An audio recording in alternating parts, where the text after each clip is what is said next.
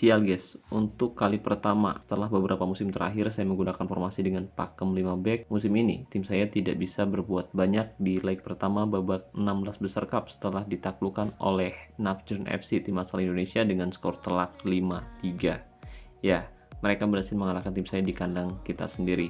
Dan saat itu saya menggunakan formasi 5-3-2 sementara tim lawan menggunakan formasi 4-1-2-1-2. Tim lawan memang unggul di area tengah sementara kita mencoba untuk bermain mengandalkan lebar lapangan dan hasilnya ternyata sangat mengejutkan. Tim saya tumbang di leg pertama dengan skor telak 5-3 dan untuk bisa lolos ke babak perempat final kita harus bisa menaklukkan tim lawan minimal dengan skor telak 3-0. Dan tentu itu bukan misi yang mudah karena lawan punya kapasitas yang cukup bagus. Ya, meskipun di sini kita punya skill individu yang cukup baik, tapi tim lawan sudah membuktikan bahwa mereka layak meraih kemenangan dan lolos ke babak berikutnya.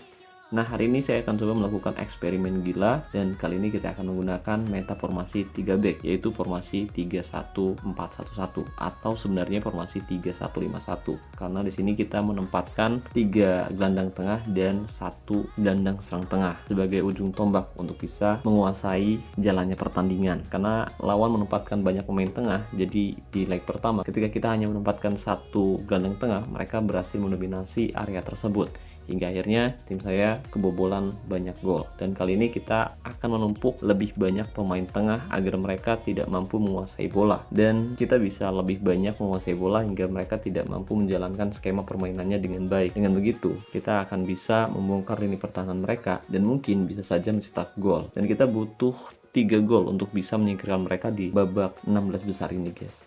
Oke, kurang lebih formasinya seperti ini dan untuk taktiknya kali ini kita akan menggunakan taktik dengan mentality menyerang.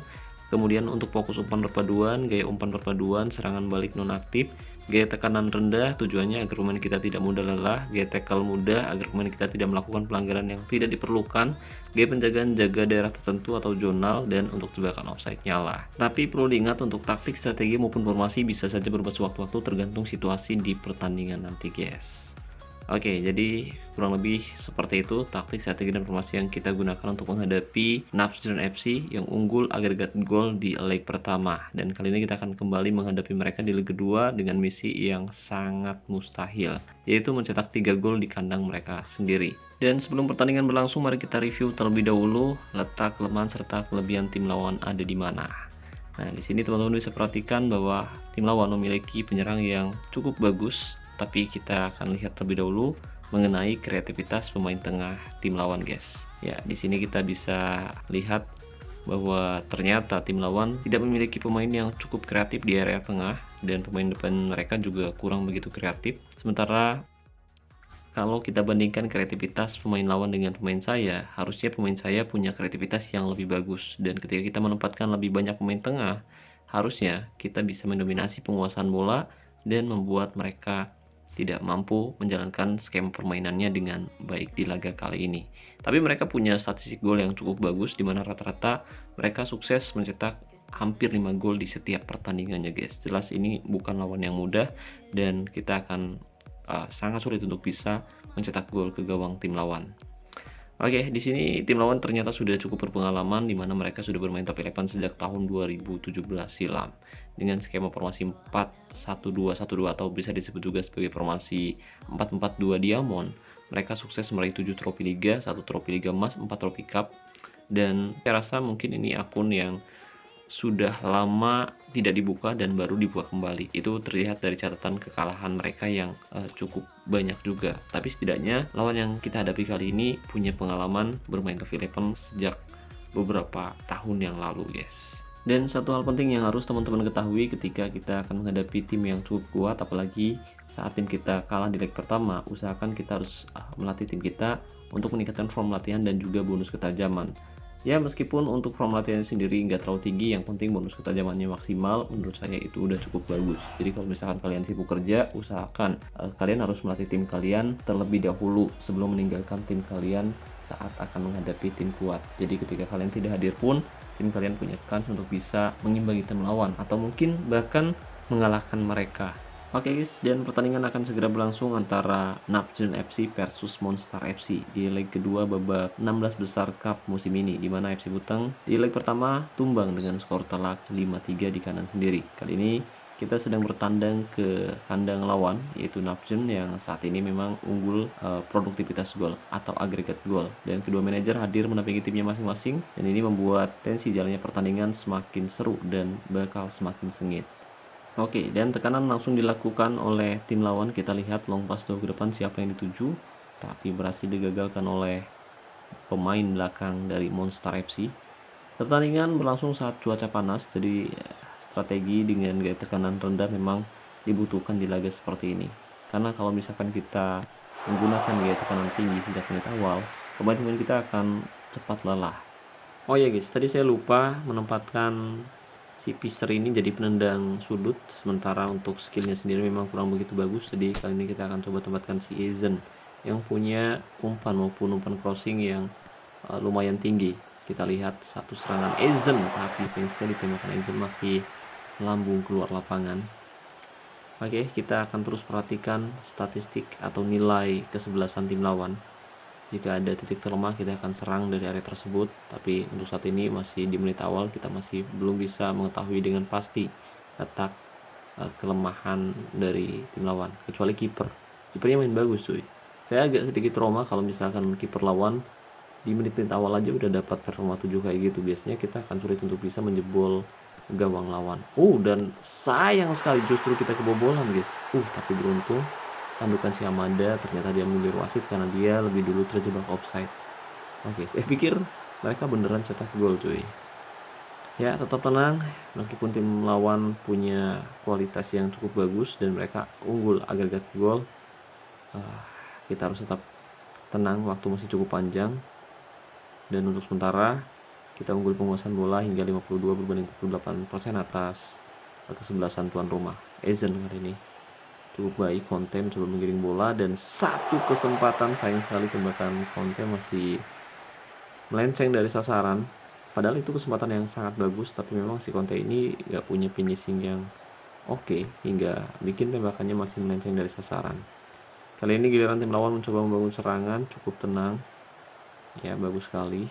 1-2 dan gol kembali. Ternyata lagi-lagi gol dari tim lawan dianulir oleh wasit. Jadi kita punya penempatan posisi yang lebih baik daripada striker lawan ini yang membuat striker lawan terjebak offside. Oke, saatnya kita coba atur taktik karena di menit awal kita belum bisa cetak gol. Kita butuh pembeda. Kali ini kita akan masukkan sang legenda yaitu Smith. Ya, akan langsung menggantikan si Conte tadi. Semoga masuknya Smith bisa membuat perubahan. Ya, karena Dila kali ini umpan jauh ke depan, siapa yang dituju? Ezen. Penempatan posisi yang sangat bagus dan gol tercipta. Tidak ada yang mengawal Gareth Bale. Dan ini resiko ketika kita menggunakan formasi dengan pakem 4 back. Jadi ketika 2 back sayap kita maju ya, kemudian back lawan hanya misalkan 2 back tengah, itu pun yang satunya telat turun. Hal ini bisa dimanfaatkan oleh pemain kita untuk bisa mencetak gol. Gareth Bale, dia punya penempatan posisi yang sangat bagus dibandingkan dengan pemain lawan. Serangan balik kali ini sangat bagus. Smith, umpan terobosan balik Gareth Bale. Dan satu lagi kembali gol tercipta. Gareth Bale kembali mencetak gol kedua di babak pertama setelah masuknya Smith. Dia berhasil menciptakan satu peluang emas dan berhasil dimaksimalkan dengan sangat baik melalui serangan balik cepat. Ya, Smith adalah pemain legenda yang dimiliki oleh tim saya Monster FC. Kali ini Gareth Bale melebar ke kiri. Bagus sekali, ada banyak ruang kosong, tapi sayang sekali umpan Rabona yang diberikan oleh pemain Monster FC masih bisa diblok dengan cukup baik. Ya, masuknya Smith membuat jalannya pertandingan semakin berubah, semakin bagus untuk Monster FC. Kita lihat Gareth Bale kembali menerima skuit pundar. Akankah berbuah gol? 1-on-1, tapi sayang sekali kali ini tembakan Gareth Bale masih melambung keluar lapangan. Agregat 5-5. Kita berhasil menyamakan agregat gol dan untuk sementara unggul 2-0 atas tuan rumah Napjön FC. Dan belum ada perubahan dari manajer lawan di babak pertama. Kita akan terus perhatikan pertandingan ini. Kita akan terus perhatikan titik lemah dari kesebelasan tim lawan, dimana kali ini performa kiper yaitu si Rizak turun dari 7 menjadi 6,1. Harusnya ini bisa jadi peluang sih untuk kita kembali mencetak gol di babak kedua ini. Dan ya, perubahan taktik ini ternyata cukup efektif dibandingkan taktik kita sebelumnya. Oke, dia Spedo, ada banyak ruang di belakang. Kanadila sangat baik.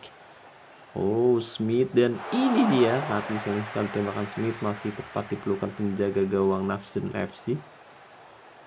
Satu kesempatan emas gagal dimaksimalkan dengan baik. Kali ini kita akan coba berikan bonus latihan kondisi karena cuaca sangat panas.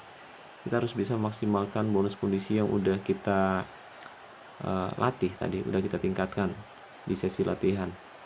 Pergerakan yang sangat bagus, tapi pemain bertahan FC Butong tidak akan membiarkan mereka bergerak dengan leluasa di area tengah karena kita sudah menumpuk banyak pemain tengah. Total ada 4, 1 DMC, 2 MC, 1 AMC, 1 AMC dan 1 striker. Oke, serangan balik kali ini sangat berbahaya. Baik, kita agak sedikit telat turun, tapi masih ada ruang yang cukup untuk bisa menutup pergerakan lawan. Dan benar saja, dengan penempatan posisi yang baik kita berhasil memotong aliran bola. Menit 60, skor 2-0. Kita butuh 1 gol lagi untuk menyingkirkan Neptune FC. Morin, kita lihat 4 penyerang dari Monster FC sudah bergerak maju ke depan, tapi sayangnya bola berhasil dihentikan di area tengah. Ya, penurunan performa kembali terlihat dari pemain-pemain lawan yang tadinya bermain cukup bagus. Kali ini performa mereka menurun, mungkin karena frustasi sudah kebobolan 2 gol dan 1 kesempatan Kanadila. Sayang sekali kandukan, Kanadila masih melambung keluar lapangan. Oke, kita akan terus perhatikan, tapi performa kipernya naik ya, tadi kan 6,1, sekarang naik lagi. Ezen, bagus, Kanadila kembali pada Ezen. Ada banyak ruang kosong, kita lihat 1 kesempatan, tapi lagi-lagi pemain Monster FC masih belum bisa memaksimalkan peluang dengan baik di laga kali ini. Menit 72, skor 2-2, skor 2-0, agregat 5-5 maksud saya. Ya, serangan dilakukan kali ini bagus, berbahaya, dan bisa. Oke, dia bermain sangat baik di laga kali ini. Kita akan tetap perhatikan serangan. Oke, Smith kali ini sangat tenang. Fisher bagus, dan Spedo kembali ke tengah.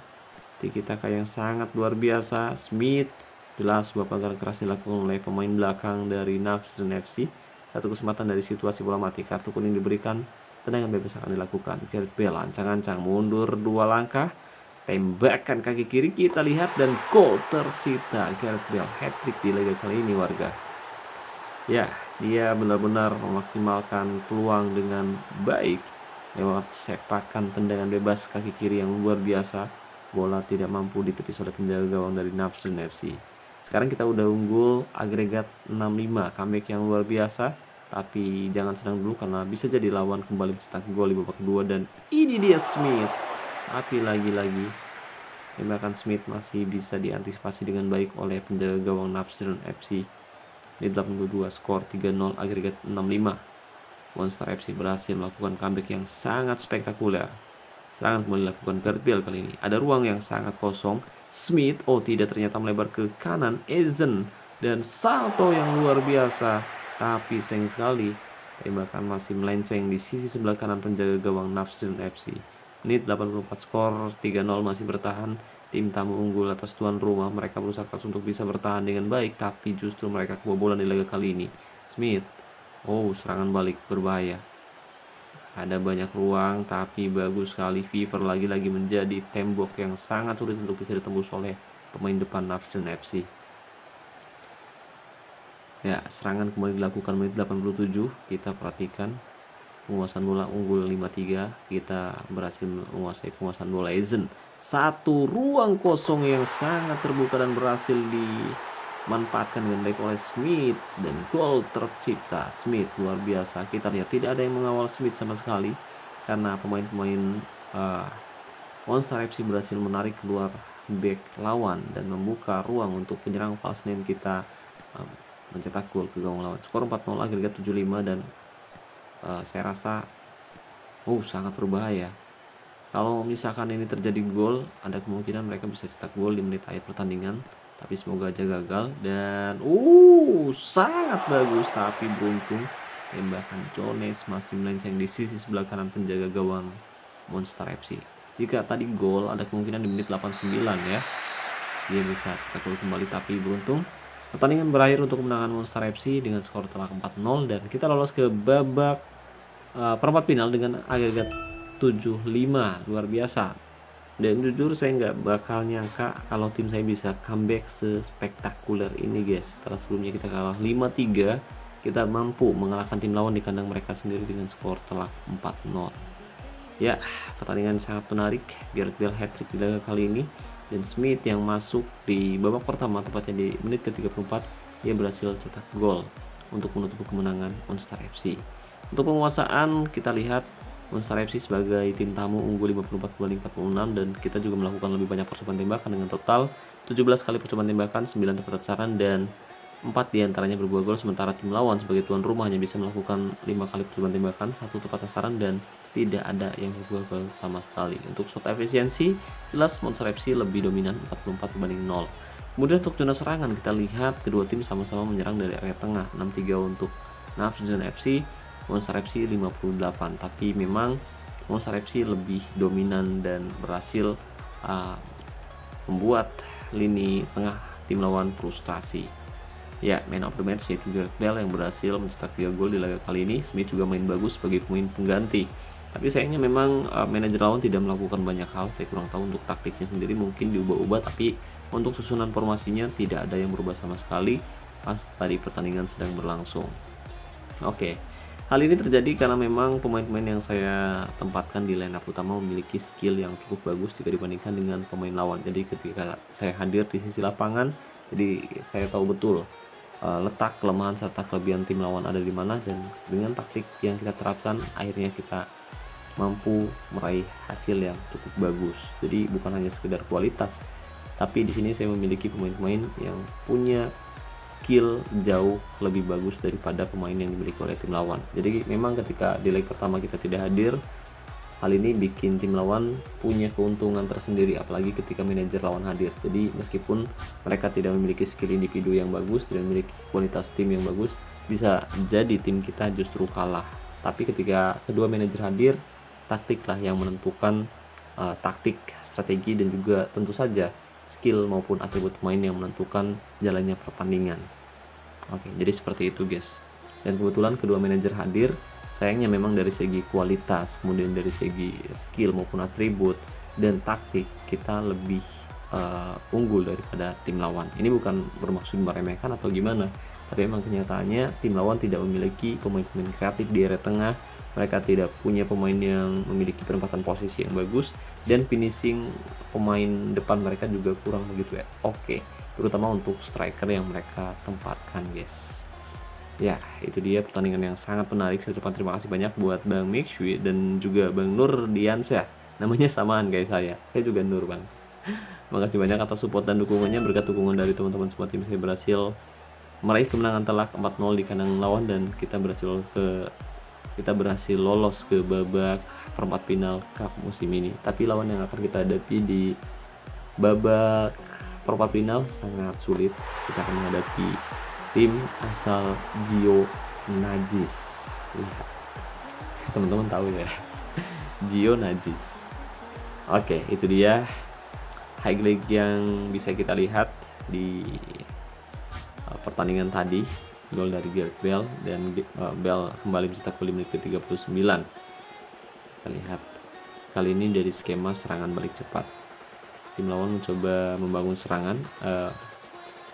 Kita perhatikan ya, kedua bek sayap dari tim lawan memang terlambat turun dan menghasilkan lini pertahanan yang sangat terbuka. Bahkan pemain sayap saya juga punya banyak ruang sebenarnya, tapi karena memang Gareth Bale dia punya finishing yang bagus, dia sangat percaya diri untuk bisa langsung melesakkan bola ke gawang tim lawan.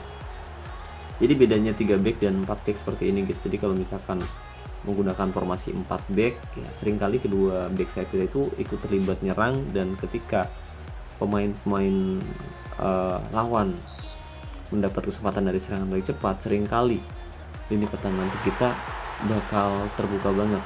Dan tadi kita bisa lihat bahwa hanya ada 2 back yang tersisa ketika pemain kita melakukan serangan balik cepat. Jadi kedua back sayap lawan terlambat turun, dan hal ini bikin banyak celah di area pertahanan lawan. Itu kenapa sekarang banyak manajer menerapkan skema formasi dengan takım 3 back atau 5 back. Kalau saya sendiri saat ini memang pakai formasi 4 back untuk akun yang FC Buteng 1945, kemudian pakai 5 back untuk formasi untuk tim utama saya FC Buteng, dan kali ini kita pakai pakem 3 back untuk akun kedua saya, Monster FC. Jadi setiap musim kadang-kadang saya ubah-ubah taktik, strategi maupun formasinya biar seru aja gitu guys, jadi nggak sama semua. Nah, waktu itu kita udah pakai formasi 5 back juga di musim-musim sebelumnya, tapi musim ini agak kurang gimana ya, agak kurang menarik gitu guys, agak kurang seru aja gitu. Jadi saya ubah dari 5 back ke 3 back. Oke. Ya, mungkin itu saja yang bisa saya bahas kali ini guys. Makasih banyak nih buat teman-teman yang udah nonton video ini dari awal sampai selesai. Barangkali ada teman-teman yang ingin nyeritain pengalamannya main Top 11, ingin nyeritain taktik, strategi, dan formasinya main Top 11, kalian bisa ceritain pengalaman kalian di kolom komentar video ini. Makasih juga buat membership channel Top 11. Terima kasih buat teman-teman yang selalu mendukung dan mendoakan saya sejauh ini. Saya Nur, sampai jumpa di video selanjutnya. Salam olahraga, salam Top 11 Indonesia.